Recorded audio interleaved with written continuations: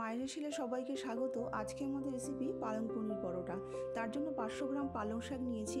এবার কড়াইতে 1 গ্লাস জল দিয়ে সামান্য একটু নুন চিনি দিয়ে গরম করে নিয়ে এবার আমি পালং শাকটাকে একটু ভাপিয়ে নেব। 5 মিনিট মতন ভাপিয়ে নিয়ে আমি একটা বাটিতে নিয়েছি ঠান্ডা জল। ঠান্ডা জলের মধ্যে বেশ কিছুক্ষণ রেখে দিচ্ছি।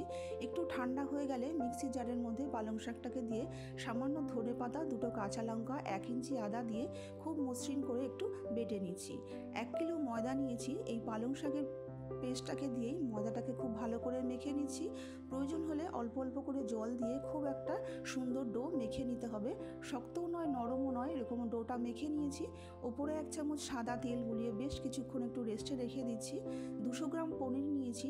একটা ছোট্ট গ্রেটার দিয়ে খুব সুন্দর করে পনিরটাকে গ্রেট করে নিয়ে স্বাদ মতন নুন, চিনি, ভাজা জিরের গুঁড়ো 1 চামচ, ধনের গুঁড়ো 1 চামচ, চাট মশলা 1 চামচ, সামান্য একটু হলুদ আর বেশ কিছুটা ধনেপাতা, 2-3টে কাঁচা লঙ্কা কুচি দিয়ে ভালো করে মিশিয়ে নিয়ে একটু চিলি ফ্লেক্স দিয়েও খুব ভালো করে মিশিয়ে নিয়ে পুরটাকে তৈরি করে নিলাম।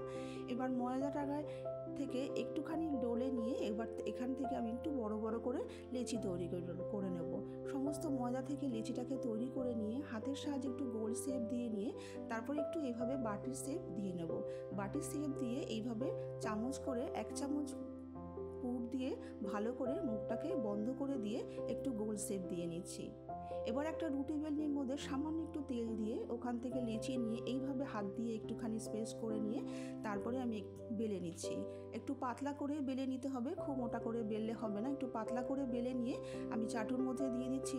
প্রথমে শুকনো অবস্থাতেই ভালোভাবে এইভাবে একটু সেঁকে নিয়ে 2 পিঠ যখন সেঁকা হয়ে যাবে তারপরে অল্প অল্প করে ঘি দিয়ে আমি পরোটাটাকে ভেজে নিচ্ছি। পুরো পরোটাটাই কিন্তু আমি এখানে মিডিয়াম আঁচেই করছি। মিডিয়াম আঁচেই করবেন বন্ধুরা। আমি ঘি দিয়ে করছি, আপনারা চাইলে কিন্তু তেল বা বাটার দিয়েও পরোটাগুলোকে ভেজে নিতে পারবেন। এইভাবেই আমি সমস্ত পরোটাগুলোকে ভেজে তৈরি করে নিলাম। তৈরি হয়ে গেল আমাদের পালং পনির পরোটা।